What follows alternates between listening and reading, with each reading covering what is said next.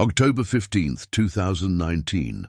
Fort Benning's firing range fell into dead silence as the cocky recruit Smirked disappeared, staring at a target 800 meters away with a bullet hole dead center through a dime-sized mark he'd painted as a joke. The grizzled veteran had fired just once, without even adjusting his scope, and hit an impossible shot that defied everything the young marksman thought he knew about shooting. But what did that single bullet reveal about the difference between someone who talks about being the best and someone who's proven it when lives were on the line? Before we jump back in, tell us where you're tuning in from. And if this story touches you, make sure you're subscribed, because tomorrow I've saved something extra special for you.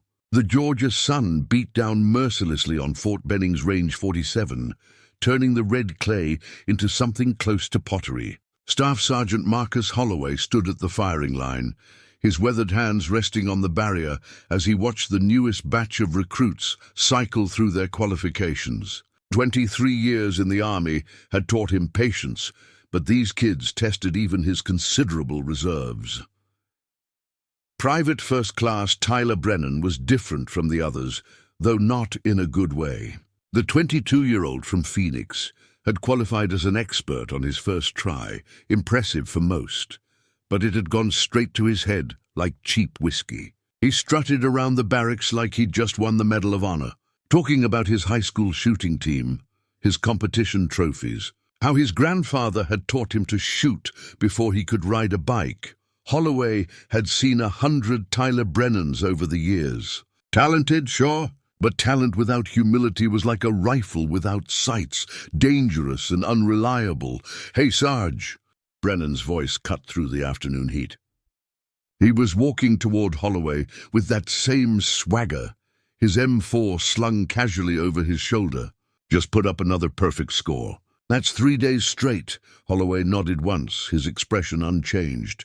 "Good shooting." "Good?" Brennan laughed, glancing back at his buddies who were watching from the shade of the equipment shed. "I'd say it's better than good. Jenkins told me you were some kind of legend back in the day, but I gotta be honest.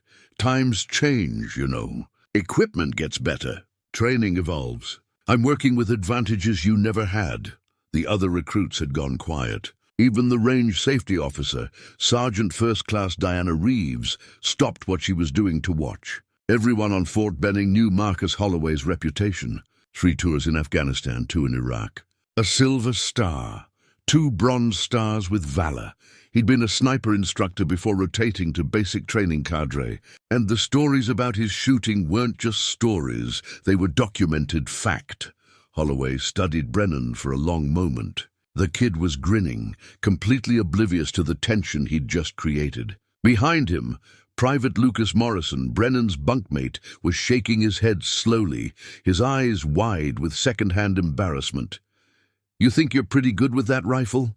Holloway asked quietly. "I don't think, Sarge, I know." Brennan's grin widened. "Put me up against anyone on this base and I'll outshoot them. That's not arrogance, that's just facts." Holloway pushed off from the barrier and walked toward the equipment shed. The metal door groaned as he opened it, disappearing inside for a moment. When he emerged, he was carrying a can of spray paint, bright orange, the kind they use for marking training areas. Without a word, he walked downrange. Not to the standard targets at 300 meters, not even to the intermediate range at 500. He kept walking until he reached the far berm, where the emergency backup targets stood at 800 meters, nearly half a mile away. The recruits watched in silence as Holloway pulled out a target, one of the standard E-type silhouettes, and propped it against the berm. Then he did something strange. He shook the spray paint can and carefully drew a circle on the target's chest area. Not a large circle. From where the recruit stood, they could barely see it. Holloway kept working, making the circle smaller, more precise. When he finally stepped back, he'd created a mark roughly the size of a dime. Sergeant Reeves had pulled out her spotting scope, adjusting it to focus on the distant target. She let out a low whistle. "That's a 2-inch circle at 800 meters, she called out. In this wind, Holloway walked back to the firing line, taking his time. The afternoon breeze had picked up, coming in from the west in irregular gusts. At 800 meters, wind could push a bullet several feet off course. Calculating for it required experience, mathematics, and a feel for conditions that couldn't be taught in a classroom. When he reached Brennan, Holloway gestured toward the distant target. "See that orange mark?" Brennan squinted downrange. Even with young eyes, the circle was barely visible. "Barely. Bet you can't hit that target," Holloway said simply. The challenge hung in the air like cordite smoke. Brennan's expression shifted, uncertainty flickering across his face before his ego stamped it out. "The silhouette, you mean?" "No." Holloway's voice remained level, almost conversational. "The circle." Dead center. Brennan looked at his rifle, then back at the target. 800 meters was long range for an M4 carbine, really pushing the limits of the weapon system. And that tiny circle? In this wind? He'd need to calculate for bullet drop, wind drift, the Coriolis effect, temperature, even the rotation of the Earth at this distance. "What do I get when I make the shot?" Brennan asked, his bravado returning. "When will you make it?" Holloway raised an eyebrow. "How about we start with if? You hit that circle, I'll personally write you a letter of recommendation for any school you want. Sniper course, ranger school, wherever," the recruits murmured among themselves. That was a hell of an offer. Letters from Marcus Holloway opened doors that most soldiers spent years trying to crack. "And if I miss?" Brennan asked. "Then you shut your mouth for the rest of training and remember that there's a difference between being good at the range and being good when it counts."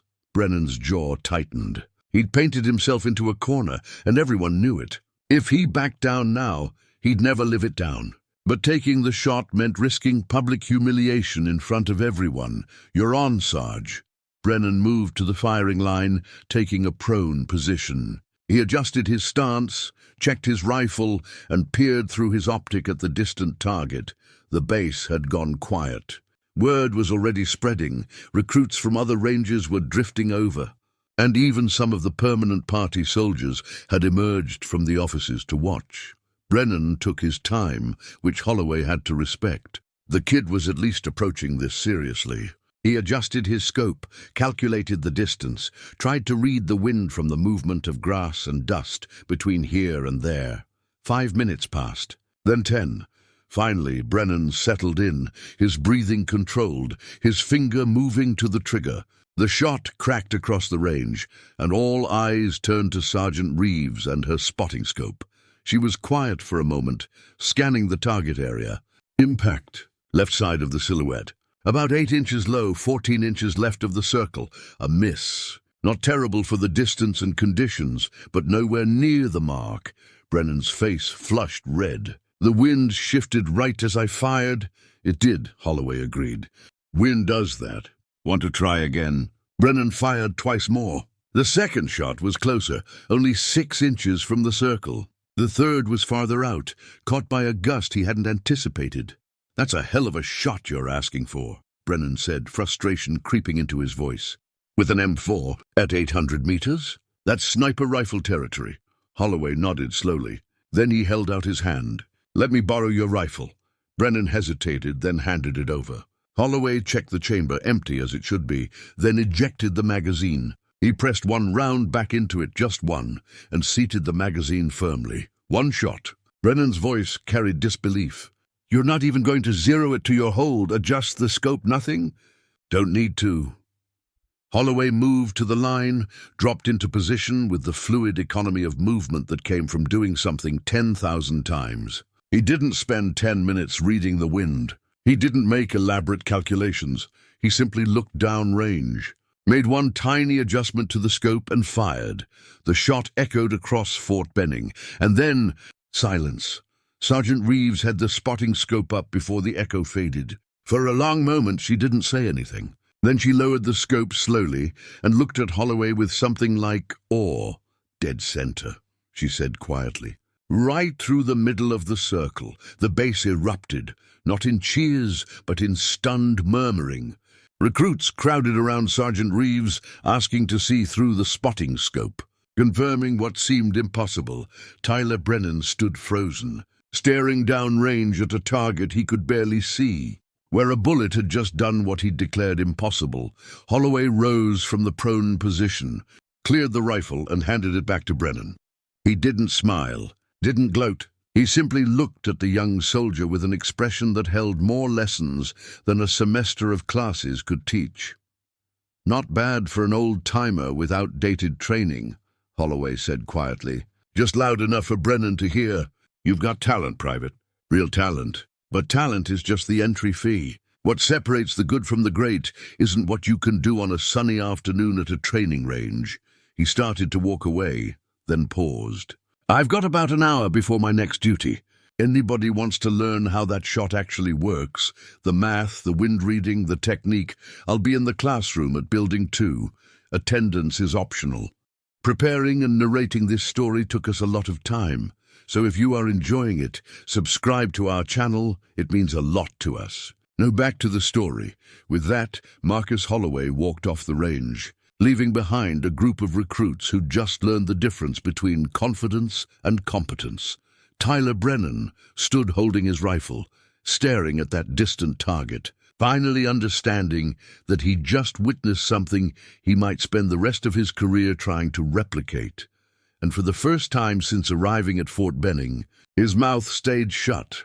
Building 2 was one of the older structures on Fort Benning, a relic from the 1970s, with cinder block walls painted institutional beige and fluorescent lights that hummed like angry wasps. By the time Tyler Brennan arrived, 23 other recruits had already claimed seats, their notebooks open. "Pens ready?" Brennan slipped into a chair near the back, still processing what had happened on the range. His hands trembled slightly, not from fear, but from the adrenaline crash that followed public humiliation. Private Lucas Morrison slid into the seat beside him. That was brutal. "Man," Morrison whispered. "He got lucky," Brennan muttered.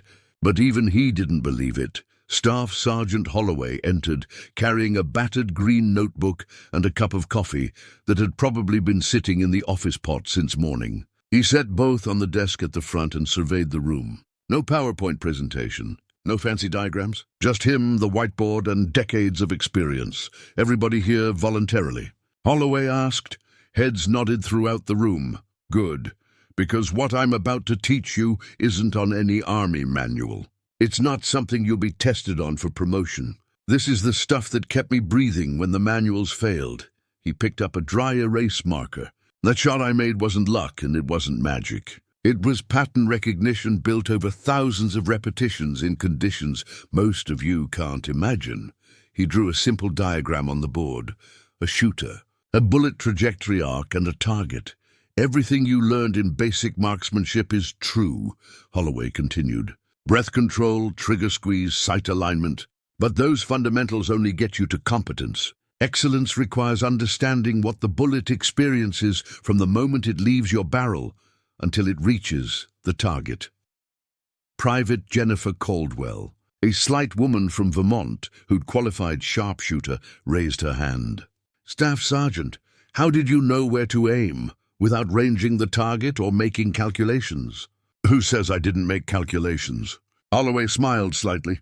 "I just didn't need to write them down. When you've shot enough rounds at enough distances in enough conditions, your brain starts doing the math subconsciously. But we're getting ahead of ourselves." He wrote a number on the board, 2,650. "That's the approximate feet per second your bullet travels when it leaves an M4 carbine. Sounds fast, right? It is. But that 800-meter shot means the bullet is in flight for about 1 second. Doesn't seem like much, but in that single second, physics is trying its hardest to ruin your day." Holloway drew a horizontal line on the board, then began adding factors above and below it. Gravity pulls your bullet down immediately, about 16 feet per second squared. At 800 meters with standard M855 ammunition, you're looking at roughly 20 feet of drop. That's why Brennan's first shot was low. He calculated for some drop, but not enough. Brennan felt heat rise to his face as other recruits glanced his way, but Holloway wasn't being cruel, he was teaching. "Wind is worse," Holloway continued. "A 10-mile-per-hour crosswind at 800 meters can push your bullet 3 feet off target. But here's what the manuals don't tell you. Wind isn't consistent. It swirls, it gusts. Between you and the target, you might have 3 different wind speeds going in different directions. He pointed out the window toward the ranges. You saw me look downrange for maybe 5 seconds before firing. What was I looking at? Private Morrison ventured a guess. The grass movement, partly, but also the dust patterns, the heat shimmer, even the way the flag on the headquarters building was moving. Each one tells me about wind conditions at different distances. The grass near the target shows me what's happening downrange. The shimmer shows me mid-range. The flag shows me what's happening here. Sergeant First Class Reeves had entered quietly and was leaning against the back wall, arms crossed, listening with interest. Temperature matters too, Holloway said. Writing more numbers. Hot air is less dense than cold air. Less resistance means your bullet flies faster and drops less. But it also means it's more susceptible to wind drift. Today it's 93 degrees. If it was 60 degrees, my point of aim would have been different. What about the rifle itself? Asked Private James Chen, a former college athlete who'd been one of Brennan's shooting competition buddies. Brennan's M4 was zeroed for his hold, his eye relief. Doesn't that matter? It does, which is why what I did was stupid. Holloway's blunt admission surprised them. In a real scenario, I'd be using my own weapon, something I've put thousands of rounds through, something I know intimately. Using Brennan's rifle introduced variables I couldn't fully control. Could have easily missed. Then why'd you do it? Brennan heard himself ask. Holloway met his eyes across the classroom. Because the lesson wasn't about the shot. It was about understanding the difference between controlled confidence and reckless ego. You're a talented shooter, Brennan. Genuinely talented. But you were walking around like you'd already mastered something you've barely started learning. The room had gone silent. This wasn't the harsh dressing down Brennan expected. It was something more valuable, honest assessment. Every single one of you will face moments in your career where you're asked to do something at the edge of your abilities, Holloway said, addressing the full class now. Maybe it's a difficult shot. Maybe it's a leadership decision. Maybe it's having to trust equipment you've never used before.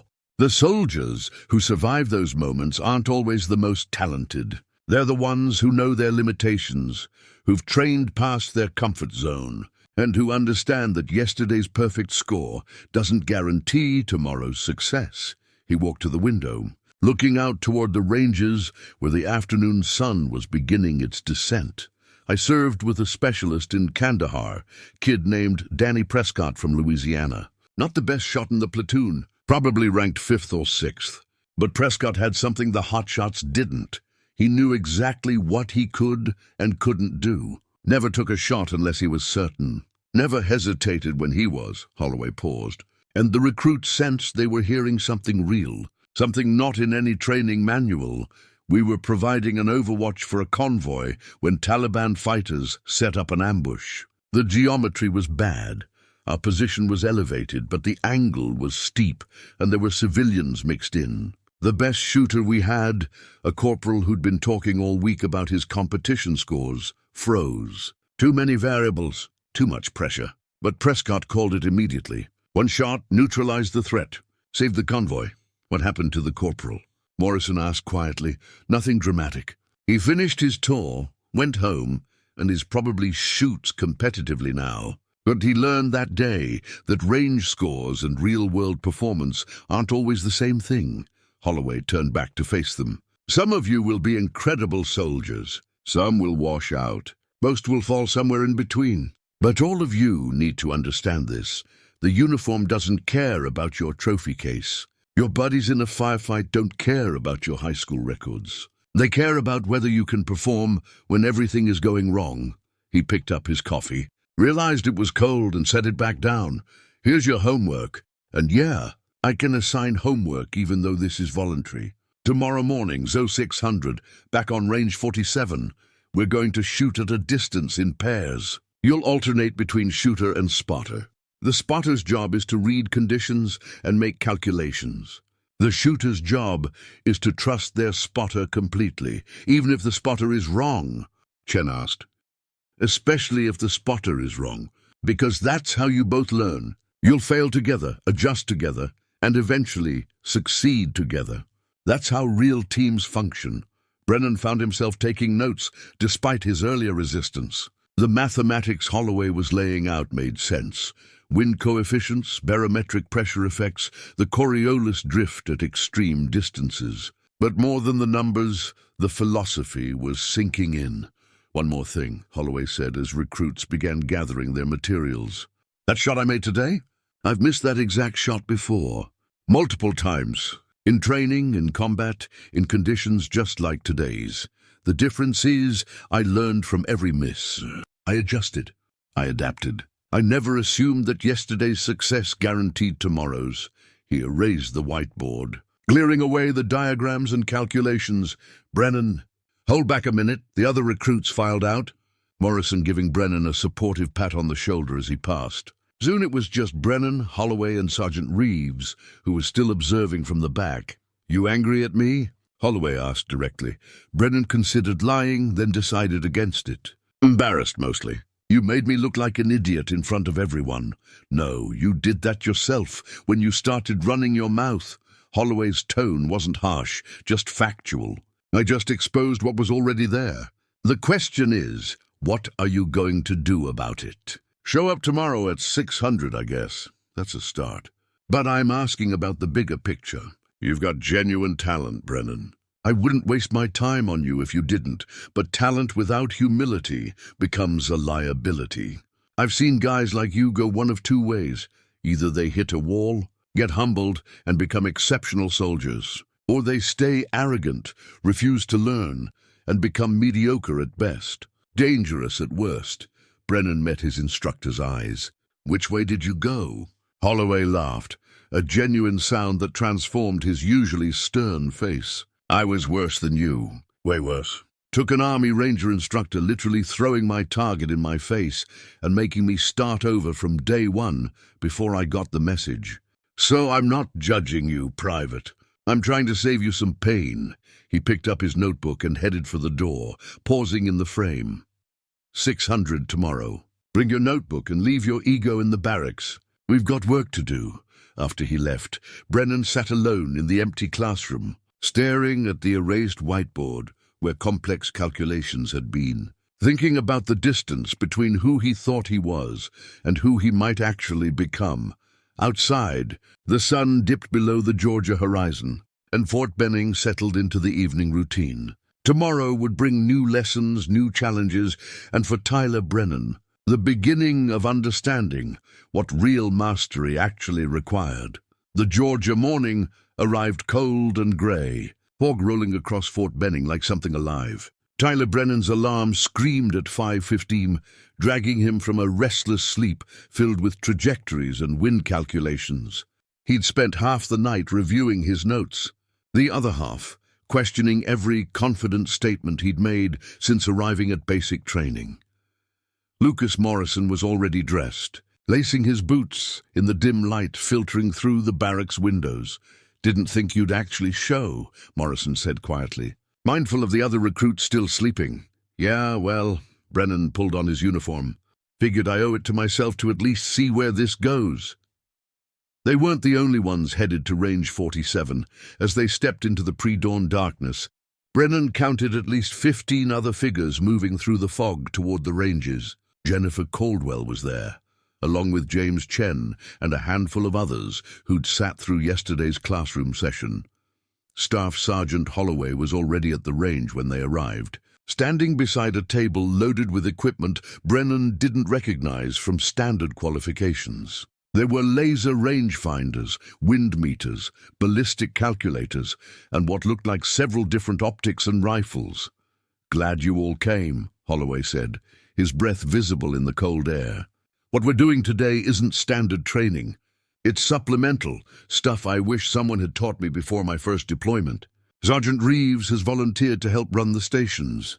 Reeves emerged from the equipment shed, carrying spotting scopes and tripods. She'd traded her usual instructor demeanor for something more relaxed, almost excited. "We're setting up 4 different scenarios," Holloway continued, gesturing to markers he'd placed downrange at varying distances. "Each pair will rotate through all 4. You'll have 30 minutes per station. The goal isn't perfect scores. It's understanding how different conditions affect your shot.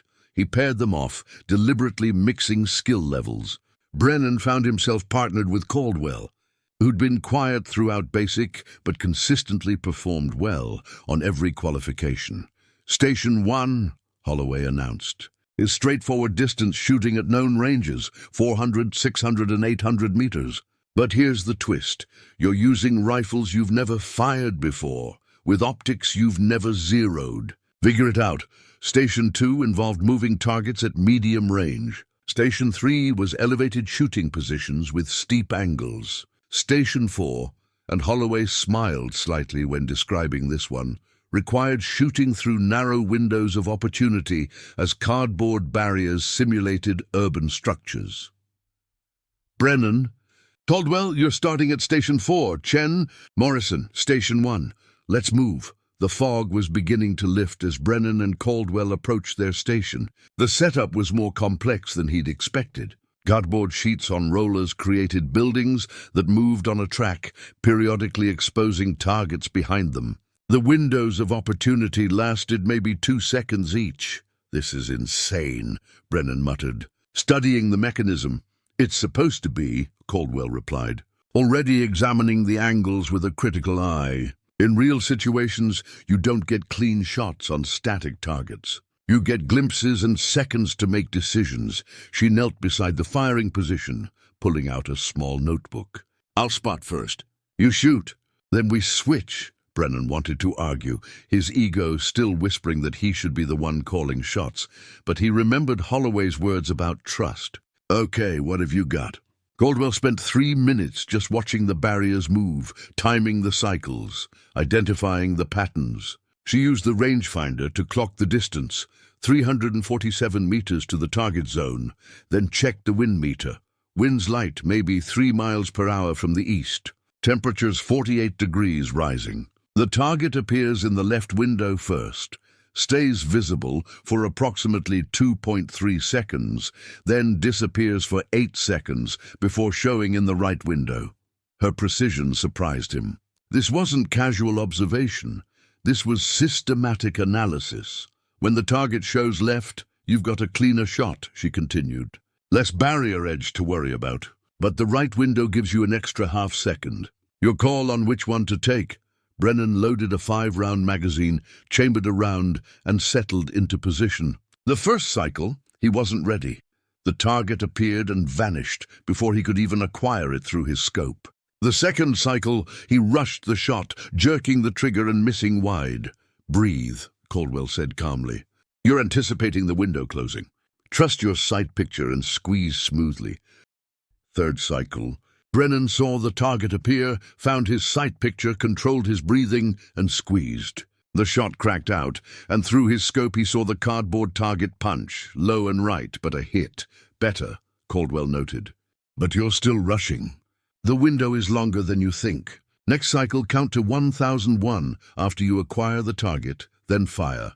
It felt counterintuitive, waiting when time was precious, but Brennan followed her guidance. Fourth cycle, acquire, count, fire. The hit was centered, a clean shot that would have been a vital zone in combat. "There you go," Caldwell said, satisfied in her voice. "Now do it again." By the time their 30 minutes expired, Brennan had successfully hit through the window 8 times out of 15 attempts. Not spectacular, but better than his first panicked misses. "My turn," Caldwell said, and they switched positions. Brennan found spotting harder than shooting. He had to track multiple variables simultaneously: wind shifts, target timing, the shooter's body position, and communicate it all clearly without overwhelming Caldwell with information. "You're giving me too much data," she said after his first complicated wind call. "Just tell me hold off in simple terms. 0.5 mil right is better than 3.2 mile per hour wind from the east-northeast, requiring approximately 6 inches of compensation at current distance." It was humbling, realizing that communication mattered as much as marksmanship. At Station 1, Chen and Morrison were learning their own lessons. The unfamiliar rifles, a mix of M4s, M16A4s, and even an old M14, each had different characteristics. The M14 kicked harder but reached out further. The M16A4's longer barrel gave better velocity. Each weapon required adjustment, both mechanical and mental. "This is brutal," Chen admitted during their rotation break. "I finally get comfortable with one rifle, and then we switch to another that handles completely different." "That's the point," Sergeant Reeves said, walking between stations. "You won't always have your preferred weapon. You might pick up a casualties rifle. You might be issued something different for a specific mission. Adaptability matters more than perfect familiarity." Station 2 proved the most frustrating for everyone. The moving targets were erratic, sometimes quick, sometimes slow, occasionally reversing direction without warning. Private Sarah Kim, paired with another recruit named David Torres, actually laughed after missing her 6th shot in a row. "I feel like I'm shooting at ghosts," she said. "Lead the target more," Torres suggested from his spotting position. "You're tracking it, but by the time your bullet gets there, it's already moved past your point of aim." "How much more?" "I don't know. Experiment.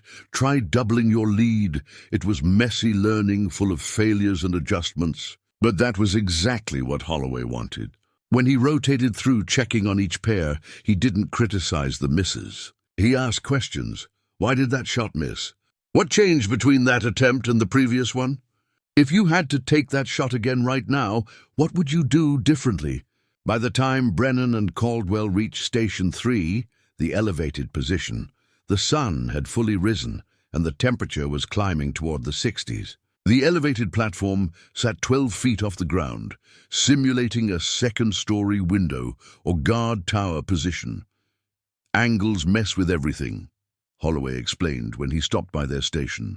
"Shoot downward at a steep angle, and gravity affects your bullet differently. Most shooters overcompensate, aiming too low. The actual correction is less than you think."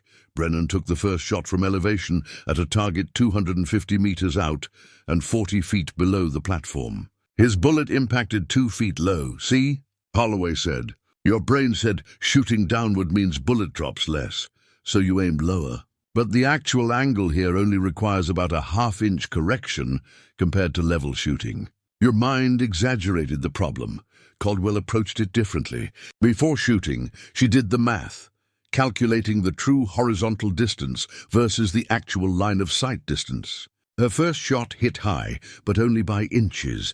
"Better to understand the math and miss small than to guess and miss big," Holloway noted. "Both of you are learning. That's what matters." As the morning wore on, patterns emerged.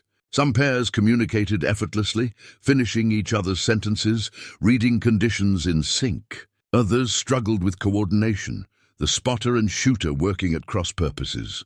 Brennan and Caldwell fell somewhere in the middle, competent but not instinctive, effective but still learning each other's rhythms. During a water break at 8:30, Holloway gathered everyone together. "Notice anything about how you're performing compared to yesterday's qualification range?" he asked.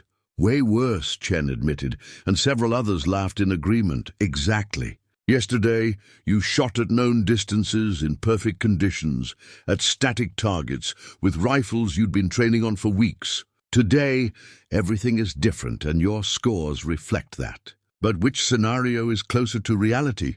The question hung there, rhetorical but powerful. "Combat doesn't give you perfect conditions," Holloway continued. "It gives you chaos and demands precision anyway. What you're doing today, adapting, communicating, failing and adjusting, this is what builds real capability." Morrison raised his hand. "Staff Sergeant, how long did it take you to get good at this stuff?" "Like really good?" Holloway considered the question. "Define good. I qualified as a sniper after 6 months of intensive training. But I didn't feel truly competent until my second deployment, maybe 18 months of real-world application. And I'm still learning. Every environment teaches something new." He glanced at his watch. "One more rotation, then we'll do a group debrief. Final station assignments. Switch with someone you haven't worked with yet. I want you to experience different communication styles." Brennan found himself paired with Morrison for the final rotation at Station 2. the moving targets that had frustrated everyone. As they walked to the station, Morrison grinned. Heard you and Caldwell did pretty well at the urban station. She did well. I mostly tried not to screw up her spotting calls. That's progress, man. Yesterday you would have insisted on running the whole show yourself. Brennan started to argue, then stopped.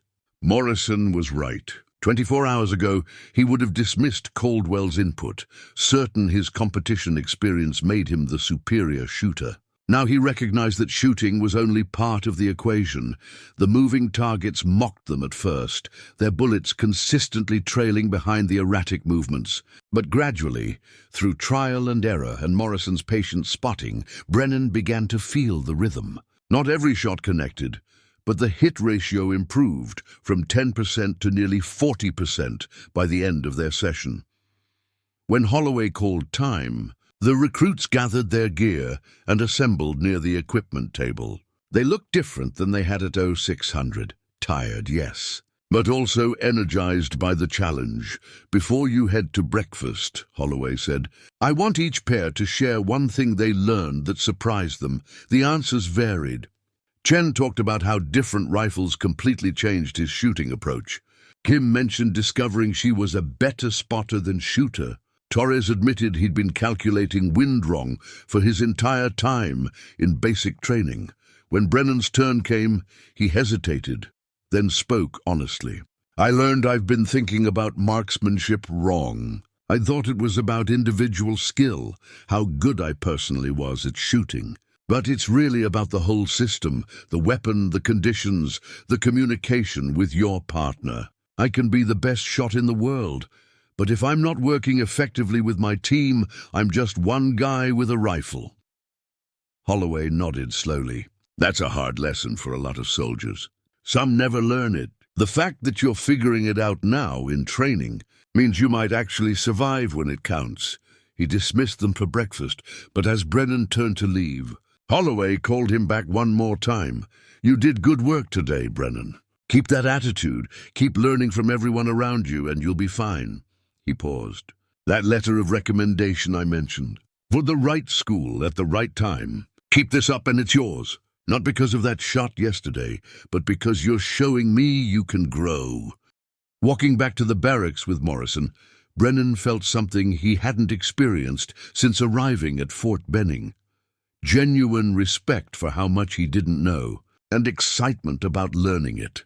The fog had completely burned off now, leaving a clear Georgia sky. Somewhere on base, another group of recruits was probably running standard qualifications, shooting at static targets, collecting their scores, and feeling confident. Brennan had been one of them just yesterday. Today, he was something different, still imperfect, still learning, but finally pointed in the right direction. 3 weeks passed. The voluntary training sessions became a ritual. Every Tuesday and Thursday at dawn, different scenarios, different challenges. Word spread through Fort Benning about Holloway's unconventional methods, and the group swelled from 15 recruits to nearly 40, pulling soldiers from different companies who'd heard about the program through barracks gossip.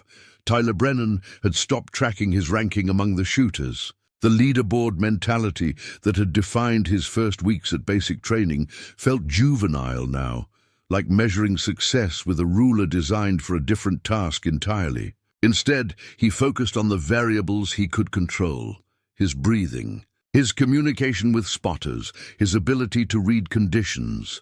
The change didn't go unnoticed. You've gotten quiet, Drill Sergeant Patricia Vance observed one afternoon during standard training. She was tough, a 12-year veteran who'd deployed to Iraq twice and had exactly zero tolerance for nonsense. Quiet in a good way. Less talking, more doing. Brennan had simply nodded, unsure how to explain that he'd discovered the difference between wanting to be seen as competent and actually becoming competent. On a Wednesday evening in late October, as the recruits filed back from dinner, Morrison showed Brennan a notice posted outside the company office. Night shoot. Friday at 2100 hours. Voluntary. All skill levels are welcome, Morrison read aloud. You think that's Holloway? Has to be, Brennan said. Nobody else runs these off-schedule sessions. Friday evening arrived with unusual weather for Georgia. A cold front had swept through, dropping temperatures into the low 40s and bringing cloud cover that blocked the moon entirely. Perfect conditions for what Holloway had planned. 32 soldiers showed up at Range 47 that night, their breath fogging in the darkness. The range looked different after sunset. Shadows played tricks with distance perception, and the familiar landscape became alien and disorienting. Holloway stood beside a table loaded with night vision equipment, infrared lasers, and thermal optics. Sergeant Reeves was there too, along with 2 other NCOs Brennan didn't recognize, a staff sergeant named Keith Dalton and a master sergeant named Patricia Okonkwo, both wearing combat patches from recent deployments. Most of your shooting until now has been in daylight, Holloway began, his voice carrying across the dark range. But a significant percentage of combat operations happen at night. Different rules, different challenges, different equipment. He held up a set of night vision goggles. These are PVS-14's standard-issue nods. Night optical devices. They amplify available light, turning night into green-tinted day. But they also flatten your depth perception, narrow your field of view, and create blind spots you need to learn to compensate for. Master Sergeant Okonkwo stepped forward. I spent 9 months in Helmand Province, working exclusively night operations. We owned the darkness because we trained for it. Taliban fighters had darkness and local knowledge. We had technology and discipline. Guess who won the most engagements? She picked up a rifle equipped with an infrared laser. This IR laser is invisible to the naked eye, but shows up clear through night vision. You can aim without putting your eye to the scope, which means faster target acquisition and better situational awareness. But it also means learning a completely new shooting technique. They were divided into groups of 4. Brennan found himself with Morrison, Caldwell, and a newer recruit named Kevin Phillips, who joined the voluntary sessions only 2 weeks prior. Their assigned instructor was Staff Sergeant Dalton, a lean soldier with a deliberate way of moving that suggested someone who'd learned to operate in hostile environments. First thing you need to understand about night vision, Dalton said, fitting each of them with PVS-14s, is that it lies to you. Your brain expects depth and peripheral vision. These give you neither. Close one eye. They complied. That's your new normal. Everything is flat, distances are deceptive, and your natural instincts about space are wrong. Before we shoot anything, we're going to walk the range in night vision until you stop tripping over things. It felt absurd at first. Walking around the range they'd trained on dozens of times, suddenly clumsy as children, learning to walk. Brennan misjudged a step and nearly fell over a sandbag barrier. Phillips walked into a target stand he'd sworn was 3 feet further away. Your brain will adapt, Dalton said, not unsympathetically. But it takes time. In combat you don't have time, which is why we're training now. After 30 minutes of movement drills, they progressed to dry fire practice, aiming at targets without ammunition, learning to use the infrared lasers that painted invisible dots, only visible through their night vision. The IR laser gives you an aiming point without traditional sights, Dalton explained. Point the dot where you want the bullet to go. But remember, the laser and your barrel aren't perfectly aligned. At close range, you need to compensate. Morrison struggled with this concept. How do I know how much to compensate? Practice, lots of it. Start close, work your way to distance, and your brain will learn the offset. When they finally moved to live fire, starting at just 25 meters, the experience was disorienting. The rifle report seemed louder in the darkness. The muzzle flash bloomed white-green through the night vision, temporarily washing out their sight picture. The targets, illuminated by infrared floodlights invisible to the naked eye, looked ghostly and insubstantial. Brennan's first shot missed completely. His second barely clipped the edge of the target. You're fighting the equipment, Dalton observed. Stop trying to shoot the way you normally would. This is different. Accept that and adapt. Third shot. Fourth shot. By his 10th round, Brennan was hitting consistently at 25 meters. They pushed back to 50 meters, then 100. Each distance required recalibration, new understanding of how the equipment translated intention into impact. Caldwell adapted fastest in their group, her methodical approach translating well to the systematic nature of night vision operations. Phillips struggled, his natural impatience working against him. Morrison fell somewhere in the middle, grinding through repetitions until competence emerged from persistence. "Switch to thermal," Dalton announced after an hour of night vision work. The thermal optics presented an entirely different challenge. Instead of amplifying light, they detected heat signatures. Humans glowed white against cooler backgrounds. Metal objects showed up as distinct shapes based on their heat retention.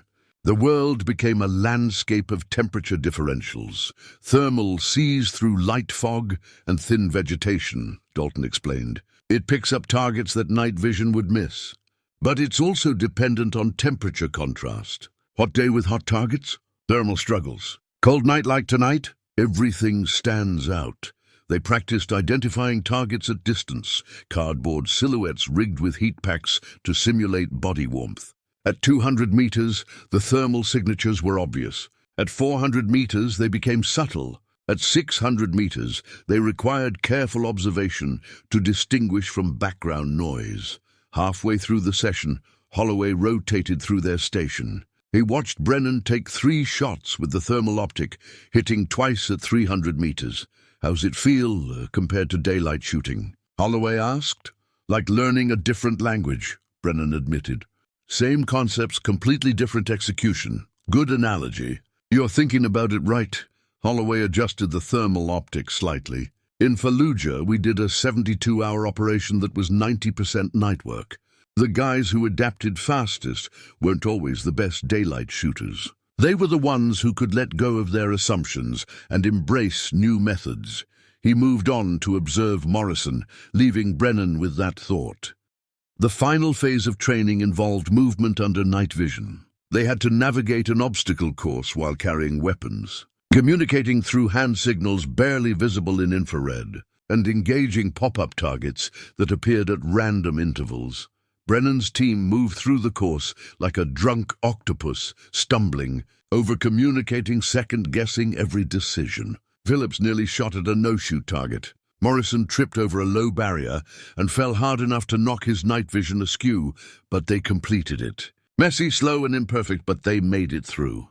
Other teams fared differently. Some moved with surprising coordination, their prior weeks of partner work translating to effective team operations. Others fragmented, individuals pursuing separate agendas instead of cohesive tactics. Master Sergeant Okonkwo gathered everyone at 2330 hours for final debrief. Show of hands, who found night operations harder than expected. Every hand went up. Good. That's honest self-assessment. Now who feels like they could do this effectively in combat right now? Not a single hand rose. Also good. Overconfidence in night operations gets people killed. You've had about 3 hours of introduction to equipment that takes months to master. But you've also learned something valuable, that conditions you take for granted in daylight completely change after dark. Sergeant Reeves added, "We'll be running night shoots monthly now. Anyone interested in going deeper should talk to Staff Sergeant Holloway about advanced night operations courses available after basic training." As they cleaned weapons and returned equipment, Brennan noticed something. The recruits who'd struggled most weren't the poor shooters. They were the ones who couldn't adapt their thinking. Soldiers who'd been competent in daylight but refused to accept that nighttime required different approaches. Phillips was frustrated, angry at his performance. "I should be better at this. I've been training for weeks at daylight shooting," Caldwell pointed out gently. "This is basically starting over with new skills. Give yourself permission to be a beginner again." Morrison was already filling out a request form for advanced training. "Did you see Okonkwo's patch? She was with 75th Ranger Regiment. I want to talk to her about what that pipeline looks like." Brennan found himself thinking about trajectories again, but different kinds. Not bullets arcing toward targets, but career paths arcing toward futures he hadn't considered when he'd enlisted. 6 weeks ago, he'd thought success meant being the best shooter on the range. Now he was starting to understand that marksmanship was just one tool in a much larger kit. Holloway was loading equipment into storage when Brennan approached. "Staff Sergeant, can I ask you something?" "Go ahead." "That first day when you made that impossible shot, were you ever worried you might miss? That you'd set up this whole lesson and then fail in front of everyone?" Holloway smiled slightly. "Terrified.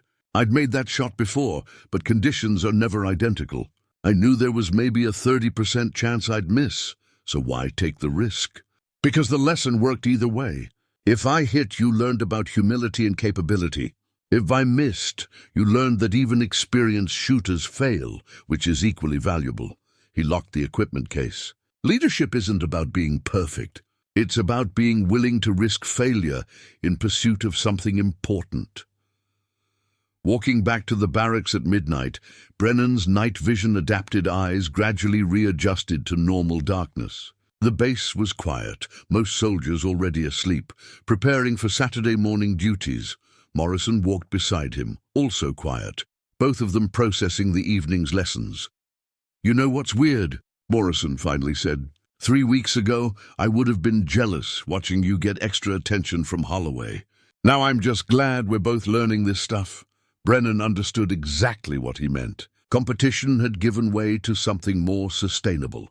Collective improvement, measured not against each other, but against their own expanding capabilities. The barracks were dark when they entered. Brennan set his gear down carefully, mindful not to wake the other soldiers. His notebook sat on his footlocker, filled with observations, calculations, and lessons learned. He added one more entry. "Night operations. Everything you think you know is wrong until you prove it in the dark." Humility isn't weakness. It's the foundation of real learning. Tomorrow was Saturday, technically a half day with afternoon liberty. But Brennan knew where he'd be spending it, at the range, working through the lessons that no manual could teach, learning from an instructor who'd figured out that the best soldiers weren't built through competition, but through the slow, patient accumulation of experience. Failure and growth. Outside, Fort Benning slept. But the lessons continued, even in darkness. December 12th arrived with unexpected warmth, the kind of false spring Georgia sometimes offered before winter truly settled in. Tyler Brennan stood in formation with his company, dress uniform crisp, boots polished to mirrors, waiting for the basic training. Graduation ceremony to begin. 10 weeks had passed since that first confrontation on range. 47. Looking back felt like peering into someone else's life. The arrogant kid who'd challenged a veteran seemed like a stranger now. Family members filled the bleachers. Brennan's parents had driven up from Phoenix, his father wearing his own Army veteran cap with quiet pride. Morrison's entire extended family had come, grandparents, siblings, cousins, turning the ceremony into a reunion. As the brigade commander delivered his speech about duty and honor, Brennan's mind wandered to the previous evening.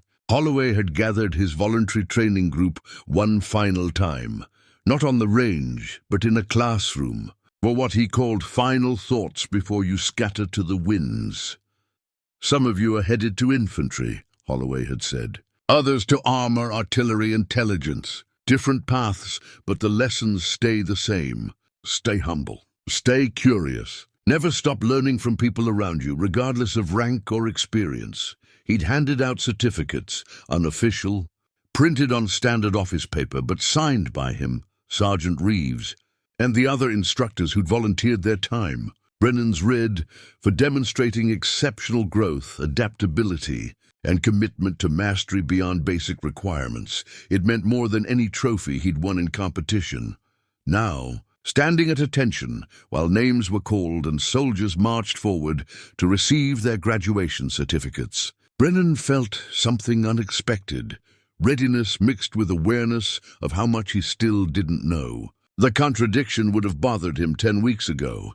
Today, it felt appropriate. Private First Class Tyler Brennan. He marched forward, saluted, received his certificate from the battalion commander. As he executed an about-face, he caught sight of Holloway standing off to the side with the other cadre instructors. The staff sergeant gave him a subtle nod. No smile, no dramatic gesture, just acknowledgement. The ceremony concluded with the traditional turning of the class over to the senior drill sergeant, followed by dismissal to families. Brennan's parents embraced him with the contained emotion of people who knew what military service meant. "You look different," his father said, studying him. "Leaner, more focused." "Feel different," Brennan admitted. His mother pulled out her phone to take pictures, and Brennan found himself genuinely smiling rather than performing for the camera. Morrison's family adopted him temporarily, insisting he join their group photo, treating him like one of their own. An hour later, as families began departing and soldiers collected their gear for transport to advanced individual training, Brennan spotted Holloway near the company headquarters. The staff sergeant was alone, reviewing paperwork on a clipboard. Brennan approached and came to attention. "Staff Sergeant Holloway." "At ease, Brennan. You're graduated now, relax. Wanted to thank you, Staff Sergeant, for the extra training, for that first day on the range, for everything." Holloway set down his clipboard. "You earned it. That first week I wasn't sure about you. Thought you might be too locked into your own ego to grow. But you proved me wrong. I got orders for Fort Polk," Brennan said. "Infantry OSUT follow-on training, then assignment to 10th Mountain Division. Good unit. They'll push you hard." Holloway reached into his pocket and pulled out an envelope. "Told you I'd write that letter if you earned it." Brennan opened it carefully. Inside was a formal letter of recommendation, typed on official letterhead, addressed to whom it may concern, but clearly meant for future schools and opportunities. "I don't recommend you for sniper school yet," Holloway said bluntly. "You're not ready.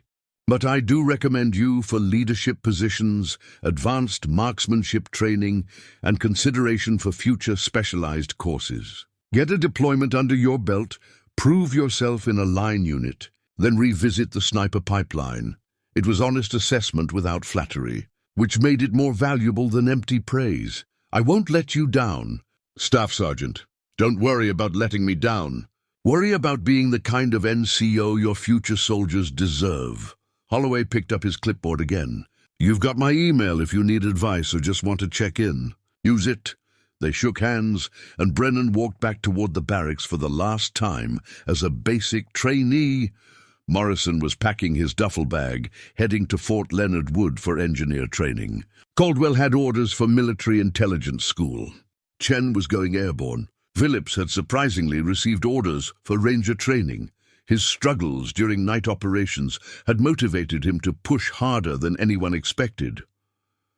"Weird that this is over," Morrison said, rolling his socks with the precision the army had drilled into them. "Weirder that I'm actually going to miss it," Brennan replied. That evening, after final out-processing and last formations, Brennan stood alone at Range 47. The base had given them a few hours of liberty before tomorrow's departure, and he'd wanted to see this place one more time. The target at 800 meters was still there, faded now, the orange circle barely visible. He thought about that first shot, Holloway's impossible accuracy, the lesson embedded in a single bullet. He wasn't the same person who'd stood here 10 weeks ago, cocky and certain of his superiority. The army had broken down those false confidences and replaced them with something more durable, competence built on humility, skill tempered by awareness of limitation, and confidence rooted in genuine capability rather than empty bravado. His phone buzzed. A text from Holloway. "Stop being sentimental and get back to barracks. You've got an early transport." Brennan smiled, took one last look at the range and headed back.